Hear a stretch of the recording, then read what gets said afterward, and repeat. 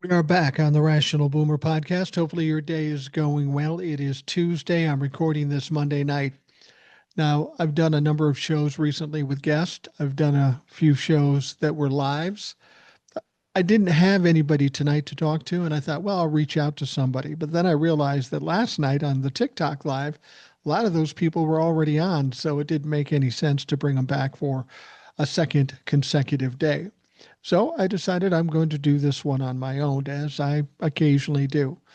Not my preference, not something I like doing because I think it's more entertaining when we have more people involved. But on this particular day, this is what you got. So fucking deal with it. Anyway, we do have some text messages that I'm going to get to read, so people will have an opportunity to participate at least in that way. We'll talk about some of the stories that have been going on, and there's a lot of them, a lot of fucked up things, a lot of interesting things. So we've got plenty to talk about on this show. I just wanted to say one thing that Donald Trump did today or Monday. I've been saying, Donnie, where's the bailout for the farmers? You promised the bailout for the farmers. Never came. Then he went to China, and China said, oh, we're going to buy all kinds of soybeans. But they never did. Once again, Donald Trump disappoints, as he always does. So I'm wondering where the bailout is. Well, Monday, Donald Trump came out and said he's proposing a bailout for the farmers to the tune of $12 billion. Sounds like a lot of money, right? Well, if you talk to the farmers, they're going to say, oh, that's all cool and stuff, but nowhere near as much as they need to be whole and to continue going on. I mean, let's be honest, we're past the harvest season, we're into the winter. These people are already struggling with the money they don't have because of Donald Trump's tariffs and how it fucked things up. So now he's offering to give a token, if you will, $12 billion. And that's only assuming it can get through Congress. So they reached out to some farmers, and most farmers think, well, we need about 40 billion to actually make things work. $12 billion are probably going to end up mostly going to corporate farms, and the little farmers are going to um, be destroyed. So, as I've told you before, Donald Trump gave a $50 billion bailout in the first term, but he needed the farmers for something. He needed them to vote for him in 2020.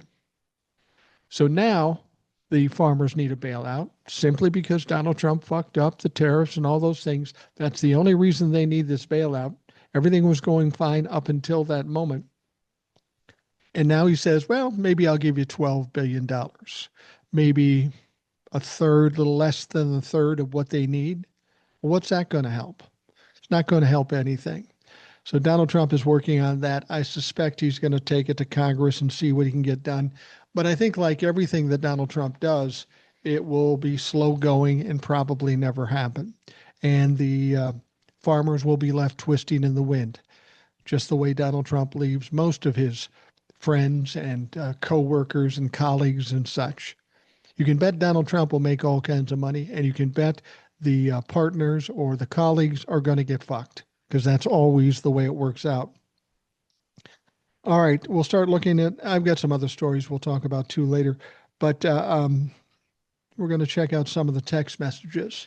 This one is from Nick. He said, I wrote to Paul Lance about a platform for any new independent candidates with 8 so far goals. I don't know who Paul Lance is. I'm sorry. I may be sounding stupid not knowing who Paul Lance is, but I apologize. Nonetheless, I thought the list of things that he thinks should be on the platform are interesting. And they're not specific, they're just generalizations. A, sensible gun reform. Yeah, we got to have some kind of fucking gun reform. We basically have the Wild West out there now, so I agree with that. Taxing the rich. I think what we need to do is to add to that is tax the rich as you tax the middle class. Whatever they tax us, that percentage should be applied to the rich. And if you did that, we wouldn't have financial problems with Social Security or health care or anything like that. See, free school lunch until 12th grade. Yeah, I don't see that as a problem. That should be easy enough. We're doing it here in Minnesota. We could do it in Minnesota. We can do it across the country. This one I agree with wholeheartedly. Free school up to 4 years of college or vocational school. I agree with this. I mean, we know this country will throw money at any crisis that we might have, hurricane, fires. And when I say throw money at it, I mean prior to Donald Trump being president, when there's a normal president. Um, we give aid to people with problems in crisis, and as we should. That's what the government should do. And as I've said all along, and some people may think that I'm being kind of flip about this, but I mean this. What we found out in the last couple of elections is that we have an epidemic of stupid. And I mean that sincerely. Uneducated, uninformed, misinformed, ill informed, whatever you want to call it. We've got a majority of people out there that don't know fuck all about fuck all. And to have a country where half the country isn't educated or smart enough to comprehend what in fact is going on and can't discern the difference between truth and lies, we've got to address that. That is in fact a crisis in this country. And one of the ways to do that is to make sure that everybody has the opportunity to be educated. Now, the problem with universities and colleges these days, they're just so ridiculously expensive. The best someone can hope for is to be put in slavery with the debt they owe for these college loans. So these people go to college, they get educated, they're in debt, and then when they get out of college, they get a job that doesn't make shit for money, and they can't afford to do anything. Now, when the millennials and the Gen Zs are out there and they're the ones running the economy, driving the economy, they can't buy houses, cars, or any discretionary things, the economy goes to shit. So we're in a crisis situation right now. We need more people educated. We need more people making more money as the boomers and the Gen Xers die off. So I agree with that completely. Um, E, lower property tax. Yeah, I think we could probably do that easily enough. You know, I have a one-bedroom condo in Savannah, Georgia, smaller town, Georgia, red state, purple state. Um, the property taxes on that, including the county and the city, because I do have to pay the city too, is probably about $2,600. Now, granted, I can afford that, but that seems really high for that little amount of property in a state that isn't economically as strong as where I'm living in Minnesota. Could be wrong about that, but property taxes could be brought down.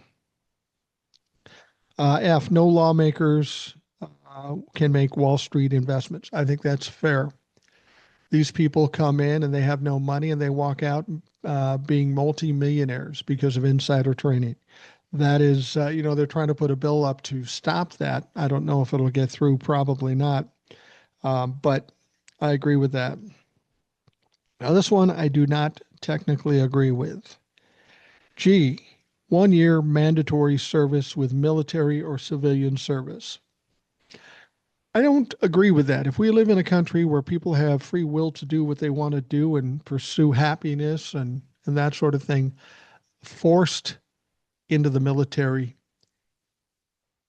isn't in line with what I think we believe in this country. Now, that said, I would like to see more people going into the military, but I'll give you an alternative to that. Instead of forcing people who maybe don't want to go into the military, how about we make the military more appetizing, pay them better, give them better health care during and after they're out of the military, give them more education, set them up so that when they leave the military, they can go on and make a lot of money and pay more taxes and buy a lot of shit. I think we're better off making the military a more appetizing option than forcing people to go in. H, no money from AIPAC or the lobbyists. This should be a good start to any progressives candidate to stand on. Nick, P.S. Sorry for my long rants. Yeah, he had a bunch of other rants in there, and it would have taken forever to go through them all. But I read them. I acknowledge them. Thank you, Nick, for that. Yeah, I think that AIPAC is particularly troublesome to me. AIPAC is basically Israel. They'll say it's not, but it is. Virtually everybody in Congress. Not all, but almost everybody gets money from AIPAC. And just think about that for a second. We have a foreign country who we send hundreds of millions of dollars to. For what reason, I don't know. I don't know that they need it, but we send it to them. But they send hundreds of millions of dollars to people who then in turn create a PAC and put money into the pockets of our members of Congress. And they put the money in the members of Congress to keep us in line with we've got to support Israel, and we've got to keep sending them this money so that they can provide free health care to their people, but we can't afford free health care. I think AIPAC, I think the medical, the insurance, and the pharmaceutical lobbies, I think we should take money out of it altogether. Citizens United is the thing that caused us the most problems with money coming in. They were saying corporations are people, that's bullshit. It's just a way for people to buy elections. And that is one big problem that we need to get rid of in this country. Money is too prevalent in elections, and it's controlling the elections, and it's stealing democracy from us, quite frankly. So I agree with that wholeheartedly. So Nick, thank you for that text message. All right, next one. This one says Trump is now mad at Henry Cuellar for not changing to Republican after pardoning him. Yeah, we talked about that before. Henry Cuellar is a Democratic representative who has been indicted along with his wife for taking bribes from foreign countries to the tune of $600,000 and money laundering as well. He was indicted. He was going to go to trial, may or may not have been convicted, but before he even got to trial, Donald Trump pardoned him. And everybody wondered, why would he pardon a Democrat? That does seem weird, doesn't it? Why would he pardon a Democrat? Well, right after he pardoned him, and Henry Cuellar said he was going to run again for re-election. Hopefully he won't win, but he said he would run as a Democrat. And this pissed Donald Trump off. Donald Trump is a transactional motherfucker. If he does something for you, he expects something in return. And apparently what he expected from Henry Cuellar is that he would switch to the Republican Party because Donald Trump did him a solid. And I don't know if he was worried about maybe getting the extra seat prior to the midterms, or that he would turn Republican and win the seat after the midterms. I don't know. But by pardoning this guy, Donald Trump was hoping to buy a seat in the House of Representatives and turn it Republican, and the guy didn't comply, and Donald Trump is pissed about it. This is basically looking for some kind of bribe. Donald Trump is openly looking for a bribe. It didn't work out in this situation, at least not yet, so we'll see. This person goes on to say, I see MGT trying to get some sympathy, but the question to her should be, was the election stolen, or did the voters see then what she now sees? Fuck her, Jackie from Broke-Ass, Alabama. Yeah, I'm going to talk about Marjorie Taylor Greene because there's a little feud going on between Donald Trump and Marjorie Taylor Greene. This one interests me. This feud is kind of playing out like the feud with Donald Trump and Elon Musk.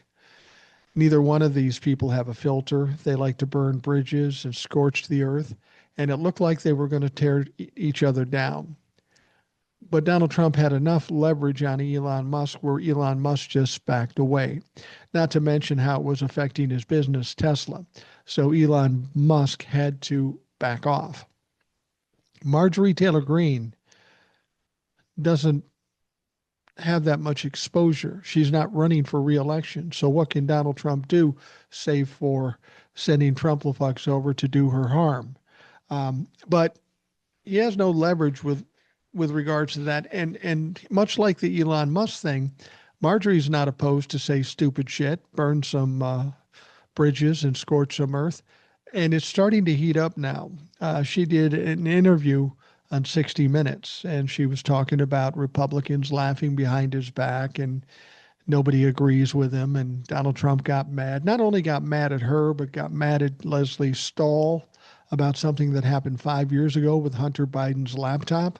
And he was just ranting and raving. He looked like a fucking fool doing what he was doing. And he came after Marjorie Taylor Greene as well. So Marjorie Taylor Greene went back at him. And then he went back at her. And the last thing that Marjorie Taylor Greene said is kind of in line with what we were talking about just a bit ago. Um, she was exposing the amount of foreign money that Donald Trump was accepting. And she suggested that he accepted $250 million from AIPAC. I guess I'm not surprised that he's getting money from AIPAC, given his buddy Benjamin Netanyahu. But $250 million, I did not realize that. So Marjorie Taylor Greene throws that out there. And now Donald Trump will no doubt come back with something else. But much like we thought could happen with Elon Musk, this might actually happen where they burn each other down. Donald Trump's too stupid to back off. Marjorie Taylor Greene's got nothing to lose. They're both crazy. They're both stupid, and neither have any filters. So this could be fun. This could be interesting. This could be WWE level arguments or feuding. All right, moving on. Um, Will's voice has always sounded like a voice I used to hear on cartoons. It was today that I figured out who it reminds me of. Andy Devine, the sheriff in the Man Who Shot Liberty Valance. Andy Devine. When I first started doing TikToks, people used to say, "You sound like somebody. You sound like Andy Rooney." And I didn't know how to take that because Andy Rooney ended up losing his job because he's a racist motherfucker. And I don't think I sound like Andy Rooney, maybe just the cadence or whatever. I never thought that um, Will sounded like Andy Devine, but maybe I'm wrong. He does have kind of a raspy, whispery voice at times, so maybe that's why he sounds like Andy Devine to this person. But I'll pass it along to um, Will, and I'll see if he's happy about it or pissed off at you about it. All right. This one, I got a couple here from Hodiner. Now, Hodiner ends up showing up sometimes on TikTok lives, but almost all the time on the Substack lives. So we'll see what he says here. Hodiner here. I think we need to employ a strategy of reward and shame. Awards for those who have donated generously or paid fair taxes. Shame for those on the other side of the spectrum. Similar for politicians, but on their net worth, trades, donation sources. Let's keep going. States, donors, welfare, plow back into the community. The short of it is that many are not taking into account how the public views them. Yeah, that's probably true. And Hodiner again, just heard your post on MSP, Minneapolis, St. Paul, apparently. I've been there on a few work trips, Maple Grove. I found it to be a wonderful place. The people, the city, the lakes, food, etc. I even brought it up as an option to my other half. She said LA is as cold as she is okay with. Let Trump hate it. You folks don't want him there. Yeah, Donald Trump has been talking shit about Minnesota for years.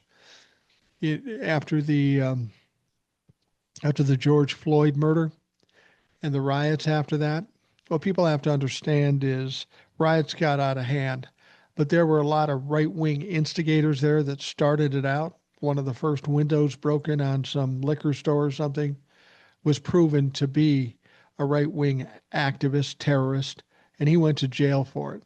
But Donald Trump was always talking about Minneapolis as nothing but burning embers after all of that, which is not true. It's ridiculous. Now he's suggesting Somali gangs are running through the streets and nobody can leave their home. Again, not true. Donald Trump says whatever he thinks he needs to say to make his point. And he's almost always wrong. Almost always fucking wrong. So fuck Donald Trump. Minnesota is fine. You know, like any other place, we have our things that could be fixed or improved on, but generally it's pretty good. Generally, it's pretty solid. And it's a blue state. And I think that's what ticks off Donald Trump more than anything. All right. Next one says, "Hi, Mike. I'm Dan from Indiana. I'm thinking the White House just needs to be replaced. We need a new modern house of the people with protections made so it can't be altered by any mad wannabe king. Then we take the current house and preserve it just as it is, kind of like Graceland, as a constant reminder of how quick and how bad things can go if we aren't careful on who we elect." I don't know if that's something that would ever be done. I don't think it's a bad idea necessarily. Upgrade things, make it more current. I'm sure the millennials and the Gen Zs would appreciate that and want to do it. Depends on how much damage Donald Trump does to the White House. That may determine we may have to build another one after Donald Trump gets done. I don't know if you heard, Donald Trump had an architect building this ballroom, and he's already fired him. From what I understand, Donald Trump is making demands and suggestions as to what should be done. And this architect is saying, yeah, it can't be done. And Donald Trump, of course, doesn't listen to shit. He knows more than anybody. And so he got fired. Now we got to see who will be hired next to be the architect. Personally, the way I'm feeling about that ballroom is it'll never get built. There'll be a lot of money going through there. He's making a lot of claims where the money's coming from, but he's expecting money out of the government as well. I think we'll see a lot of money go through this thing. I don't think it'll be built, or at least certainly not completed. Certainly not in the time that he's here. I don't know that it will be shuttered after he passes away or gets kicked out, or they'll do something else with it. The ballroom idea is a dumb idea. It'll wreck the whole footprint of the White House, take away the historicness of the White House. Um, as I've always said, Donald Trump will fuck up everything. He always fucks up everything. So I doubt that it's going to be built.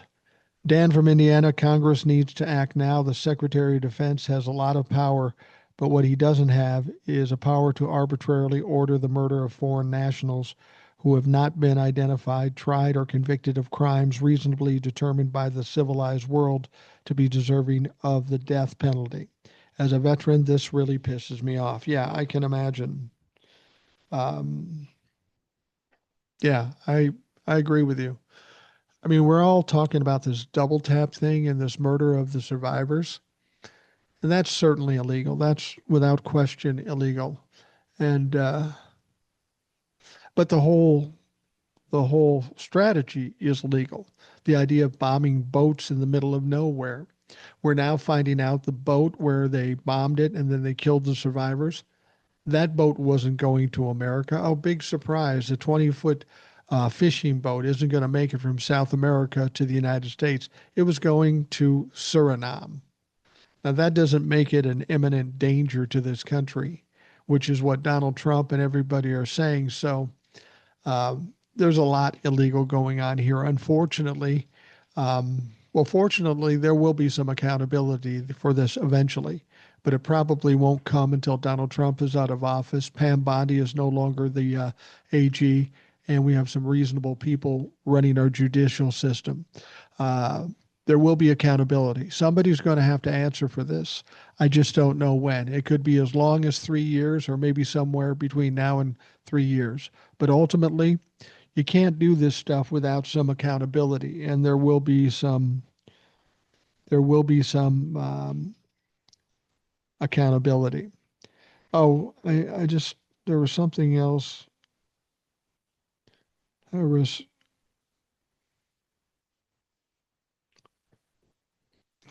I gotta find this again.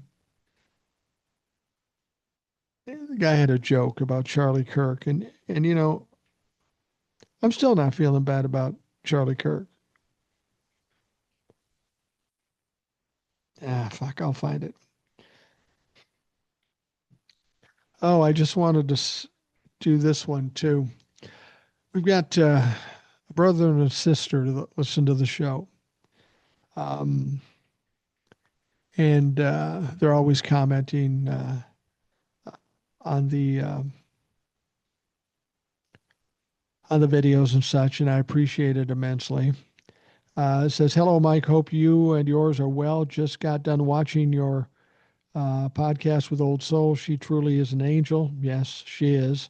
I shared your pods with a lady whose dad passed, CJ. You would have loved him. Uh, uh, they are like us. I sent a box of cookies and in them a card, uh, two cards with $10 spot in each for your grandchildren. Um, that is, I appreciate that. I mean, it's certainly not necessary. I mean, I love cookies. You don't have to send the kids money, but the fact that you did, I appreciate it. Um,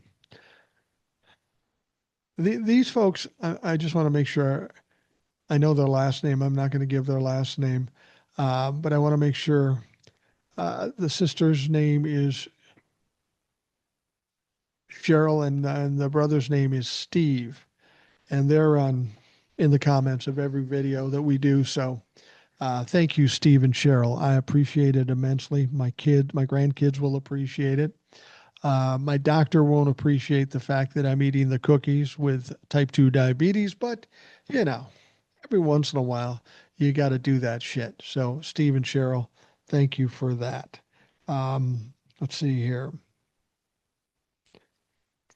Hey, Mike, do you think that the dumbass Trump thinks that winning the FIFA Peace Prize is the same as the Nobel Peace Prize? My thinking is that he does. What a fucking dipshit, Denny from Iowa. Um, I don't know if he does. I think he really wants that Peace Prize really bad. But I don't think he's so stupid that he thinks it's as good as the Peace Prize. I think what he wants to do is make us believe that that it's as good as the Peace Prize. It's it's it's ridiculous. It's a joke. He's going to be made fun of for a long time over that. Every time he does something, he fucks up. Right? He tries to cover for himself. He tries to um, show that he's got something better. I got to tell you, a Peace Prize for Donald Trump from FIFA World Soccer, and it was the first one ever. So they just made this up for him. They just fucking made this up for him. It's pathetic. I think I said that in the email. It's fucking pathetic, and it's sad, and it's typical of somebody like Donald Trump. Okay, I'm going to go back to this Dan because he put a joke on there that I have to pass along. He said somebody on TikTok described Charlie Kirk as uppercase gums with lowercase teeth. I think that's a perfect description. I'd have to agree. I think that's a perfect description as well. Um, Charlie Kirk. You know, the more I hear about the Charlie Kirk situation, the more um, troubling I find it, and the more I question what's going on there. Um, I don't know that we'll ever find out what really happened any more than we'll find out what happened in Butler, Pennsylvania with Donald Trump's assassination attempt, or even the Epstein files for that matter. By the way, when you're listening to this, it is December 9th. The Epstein files are set to be released on December 19th. The question is, will they? Well, so it's a law. They passed it, so you would assume that he has to. Donald Trump doesn't go along with laws. So I'll be surprised if it actually gets released. But I'm thinking, as I've said many times before, that we will see some leaks that will be pretty damning for Donald Trump. Now, this person sent me a couple of TikToks, which I looked at, and it's hard to convey that here. I'm not going to play a TikTok on here, but here's the comments after the TikToks. Follow the money and the grift, and you will see all who is involved in the destruction of our country and them trying to strip us of our rights and power. Yeah, absolutely. This is all about money. This is all about money and power. And when we find those people that are making the money and grabbing the power, those are the guilty fucks. Those are the ones that have to go to the Nuremberg trials, type trials, the tribunals. The next one says this young lady is very educated and have been talking about Diaper Boy and what he and his clowns are doing and what are going to do. Now, again, I can't play the TikToks per se, but I have to agree with you. And one thing I will say, there are a number of people on TikTok that do a really good job. Younger people, I do what I do, but there's some, there's the obvious Aaron Parnas, there's Stella Maggs, um, there's Brad Doggett, there's all kinds of people that are doing a great job out there. You just have to be able to find those people you trust and listen to them, and you'll learn a lot from them. I learn a lot from them. All right. Hi, Mike. Thought you'd get a kick out of this. It's my Spotify yearly wrap up. I mostly listen to you on Audible, so I'm surprised that you were number one on my Spotify. I'll be listening in 2026 too. Yeah, Spotify does that. They'll give you they'll give you a readout of what you did, what you listened to, or if you do podcast, who listened, how many people listened, and all that sort of stuff. And this gentleman, I believe it's a gentleman, um, when he pulled up his wrap up, it says your top podcast, Rational Boomer podcast. You streamed 705 minutes, and you're a top 31% fan.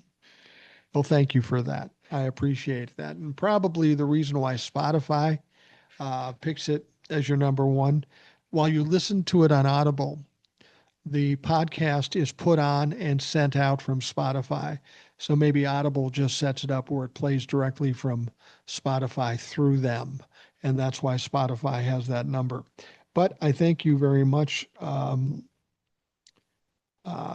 thank you very much for that. I thank everybody for taking the time to listen. We're ending another year. We've had some growth with the podcast and the TikToks and YouTube and Spotify and Substack. And for that, I'm much appreciated. I appreciate it very much. When I started this, the whole point of it was I'd been on radio for many years, and somebody said, you're going to do a podcast, you're going to do social media. It's not the same as radio.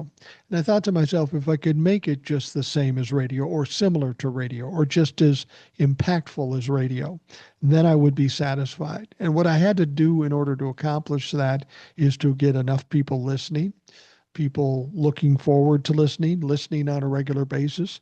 And I'm very gratified that we've been able to do that with the Rational Boomer podcast and the short videos too. So for that, I'm thankful to you for continuing to listen every day. And for the life of me, I don't know why you do. I find myself boring most days. And that's why I enjoy having the guests on. The key to having a good podcast is having guests that are smarter than you, or at least different than you. But it's a testimony to the people that follow me on TikTok and YouTube and on Spotify. When I started doing the podcast, there's a couple options. You could get a co-host. Didn't like that idea because the co-host has to be there when you're ready. I wanted to do it a lot, and most people wouldn't make that commitment. So that wasn't an option. And then it was getting guests who are selling books or have podcasts or whatever, just promoting their shit. And I didn't want to do that either. So I thought to myself, what's another option? How about we've got a lot of loyal listeners. How about we just say, if you want to come on the show and talk, you're more than welcome to do that. And then we did that. We've got some guests on. And every one of those guests are people now that are maybe doing other social media. Every one of them very sharp, very insightful, and add a lot to the program. So that just goes to show there's a lot of people out in the audience that are just as smart, maybe just as compelling as I am. And that's why, if somebody wants to come on the program, please reach out. And I'm telling you this right now. You can um, text message me, and say, hey, I want to be in the program, and we'll work it out. And if you want to send those text messages, you can send it to me at 952 522 1399. 952 522 1399. All right. Got one last text message. Hi, Mike. I'm 72 years old, never politically motivated until 10 years ago when I started following the mad clown's disease. If it turns out that all of these bombings in Venezuela are illegal, will the families of the people who are killed be able to sue America? I would presume they would. I would presume they would. But again, like I've said so many times before, we have to wait till we get beyond this. Donald Trump is in a situation where he has no accountability. He doesn't have anybody that's going to push back against him.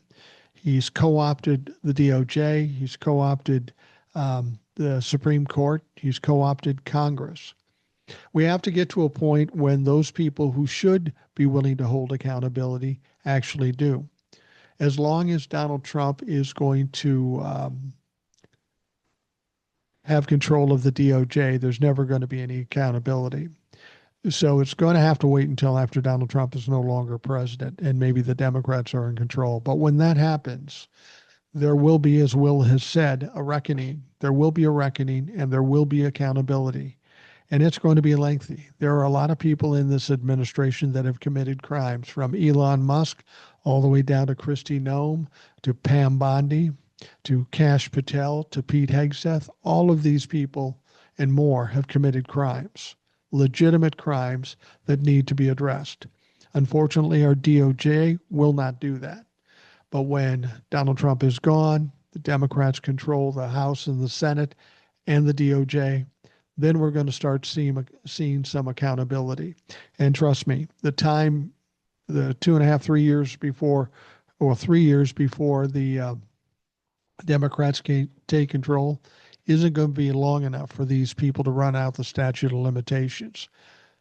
There's going to be accountability. I don't know if they realize that or not, or they don't care, or they're too stupid to understand it, but trust me, it's coming.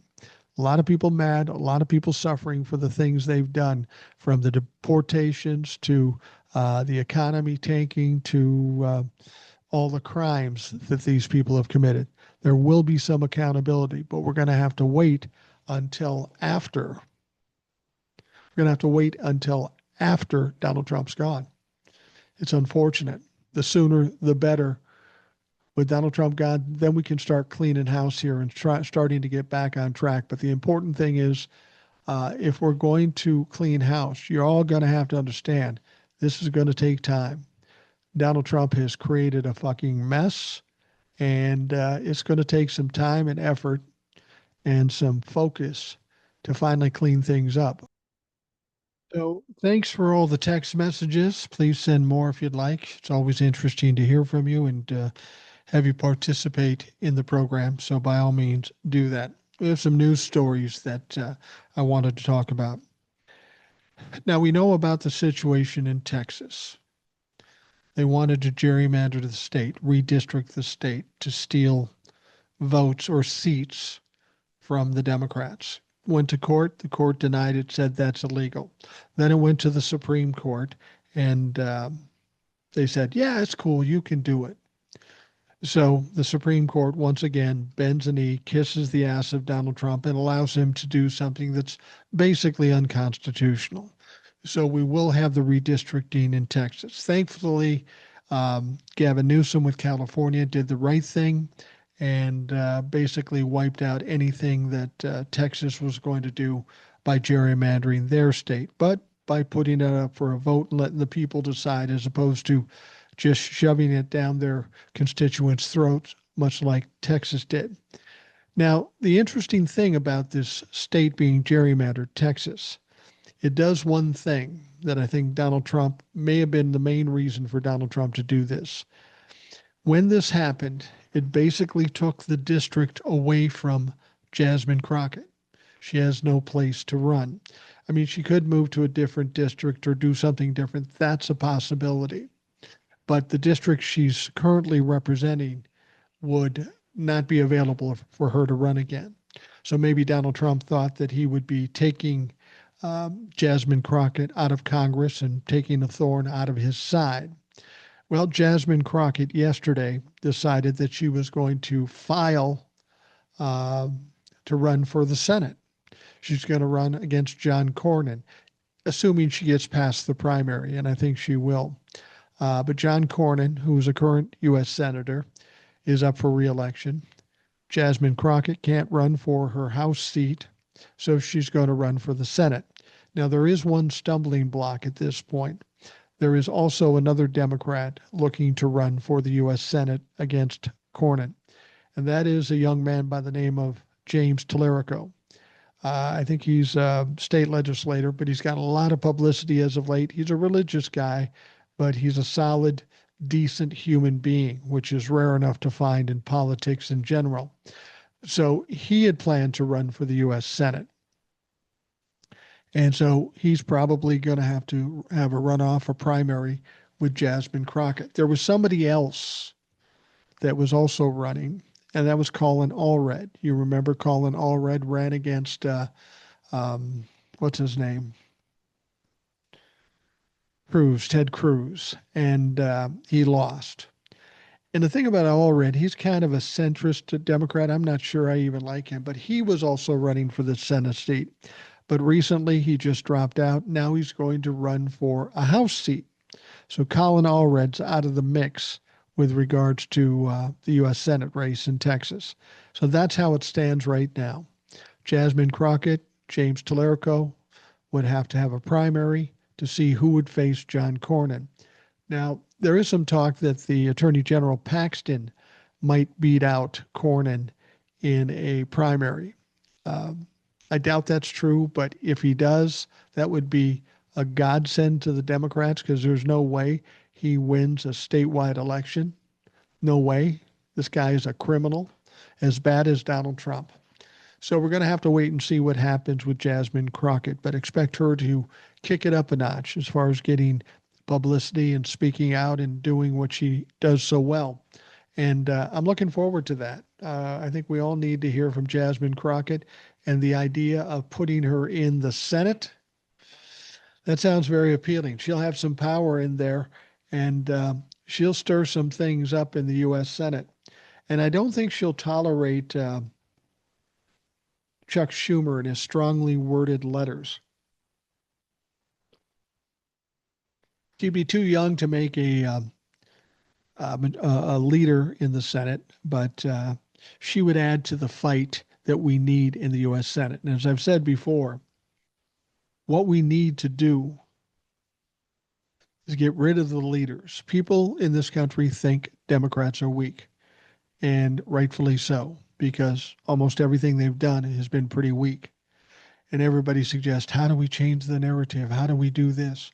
Well, there's one way. Get rid of the weak leaders and put strong leaders in there. Put people that are willing to fight. And that will change the perception of the Democratic Party. It's a very simple fix. It's just a matter of will we see the Democrats realizing that and actually pulling that off. I hope that's the case.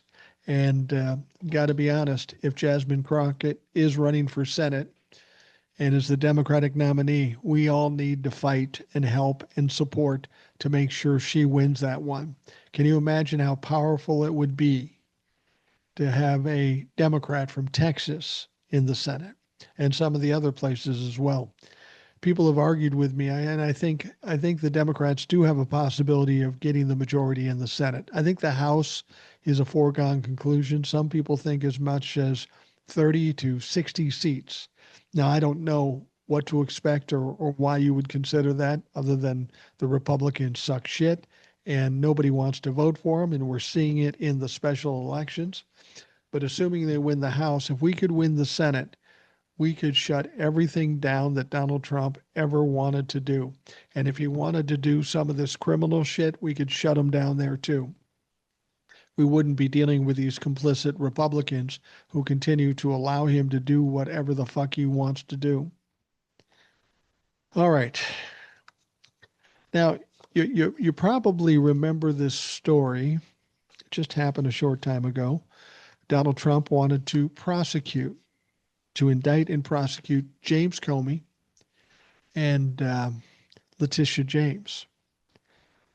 So he went to the prosecutors and said, hey, I want you to take them to the grand jury and get an indictment.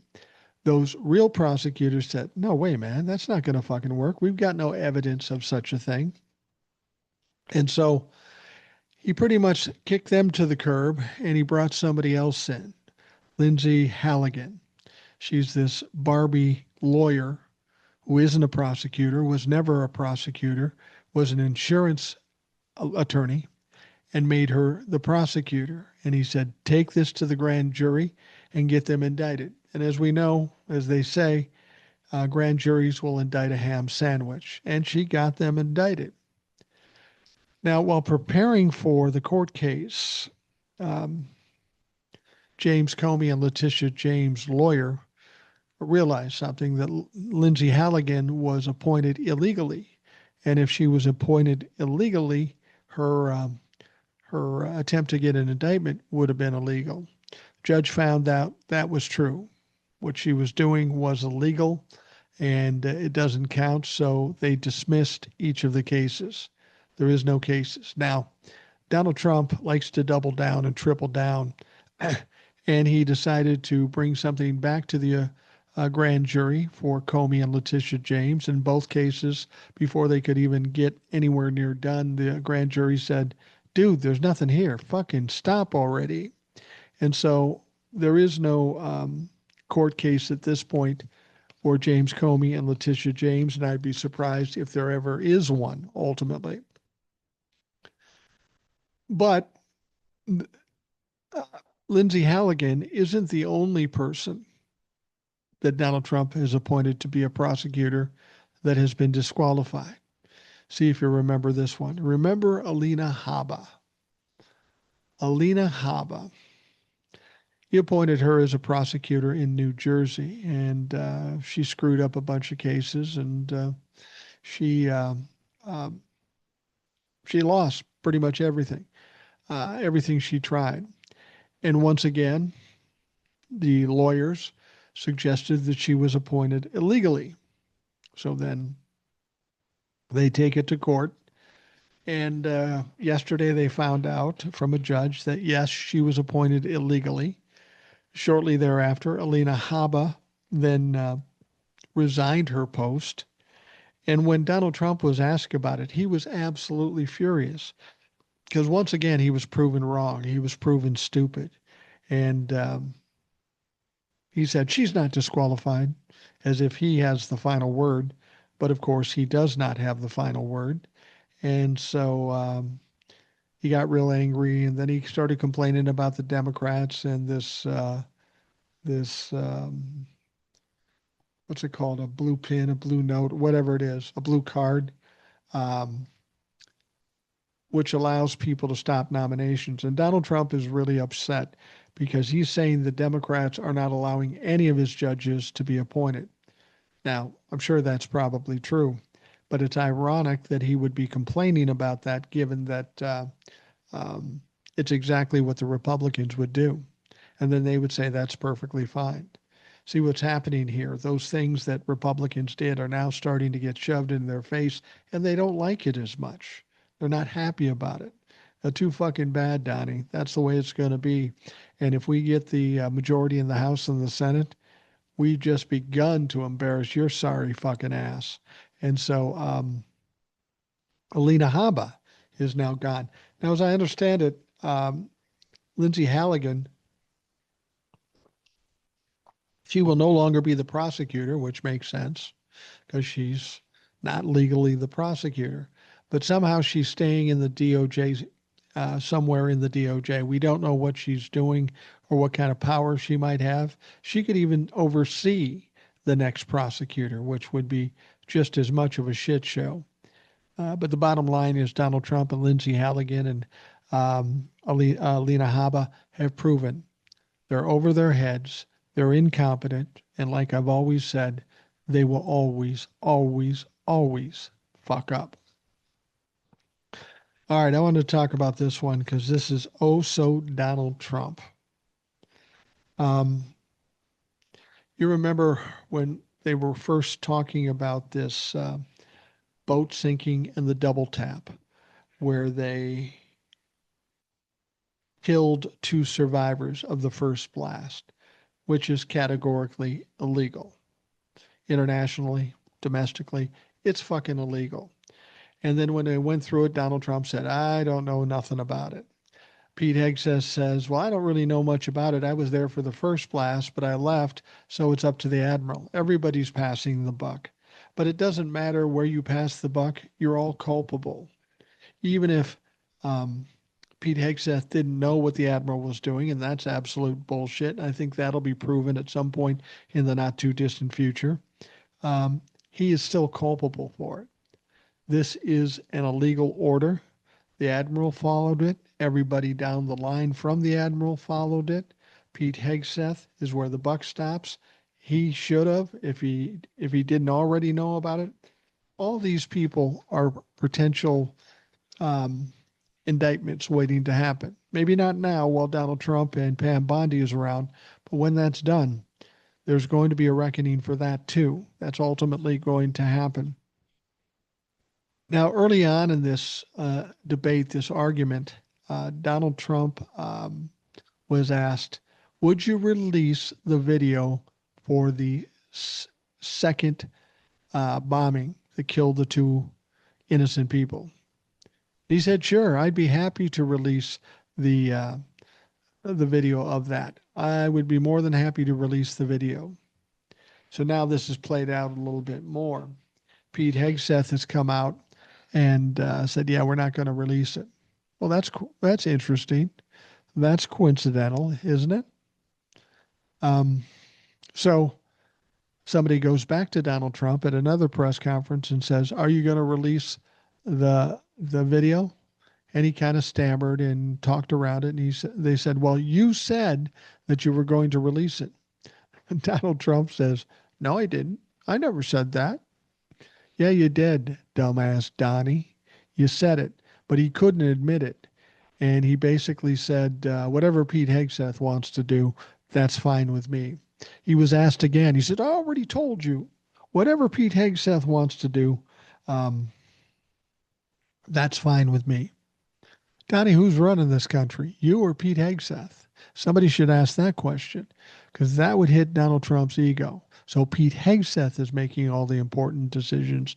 You're just sitting on your ass eating Big Macs and moon pies. Is that true?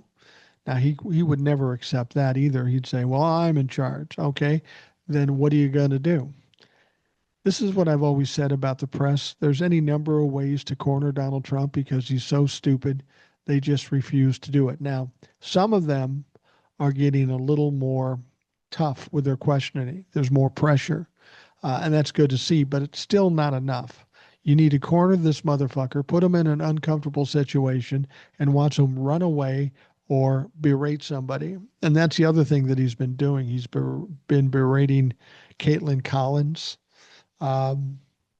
The woman he called a little piggy, another woman he called stupid. You notice the trend here? It's always women. It's always women with Donald Trump. And I think he has a hatred for women. Honestly, I do. It maybe has to do with his mom maybe being domineering. His mom has been quoted as saying that Donald Trump is stupid and untrustworthy, and I hope he never goes into politics. This was years ago. And how fateful was that quote? Donald Trump is stupid. He's not truthful, and he had no business going into politics. Republicans in this country allowed this to happen, and they should be held responsible when it's all said and done. Now, Donald Trump has this peace plan in the works in the Russia-Ukraine war. And it's interesting how he's handling this. He's he's trying to do a peace deal without including Zelensky. He's going to Vladimir Putin, basically saying, shit, what do you need?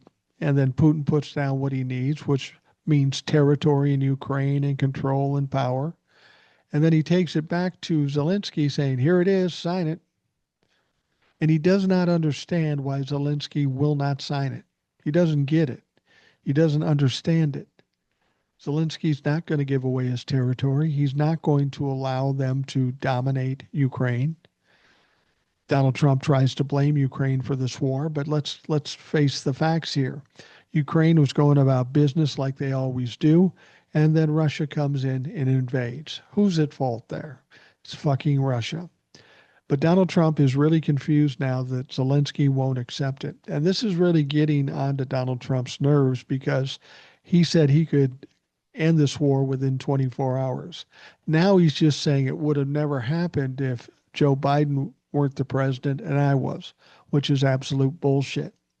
Donald Trump runs around telling everybody that he stopped all these wars. Well, he didn't stop the Israeli Hamas war yet. Oh, yeah, there's a peace deal, but there's still people getting killed. So that peace deal went to shit. They're working on a peace deal with Russia and Ukraine, but it's unfair to Ukraine, and there's no way they're ever going to sign it. And as Donald Trump has said, there's 7,000 to 8,000 people a week dying from that war. So there's certainly no peace there. And there was another one that Donald Trump talked about a lot. It was Thailand and Cambodia. There was some kind of conflict there, and Donald Trump claimed to bring that situation to fruition and bring peace to those two countries. Well, that's funny because there was bombing yesterday. There was bombing yesterday in Cambodia. So the war is not over there. The conflict is not over. And Donald Trump is still trying to take a victory lap for all these wars he's started. And he doesn't understand how he doesn't get a peace prize. Well, he got the FIFA Peace Prize, which is a fucking joke. I think I said something on a podcast. I should give out the Rational Boomer Peace Prize and give it to him. Except peace would be spelled like Piece, and for the biggest piece of shit in the country, if not the world. And I would gladly give that to fucking Donald Trump.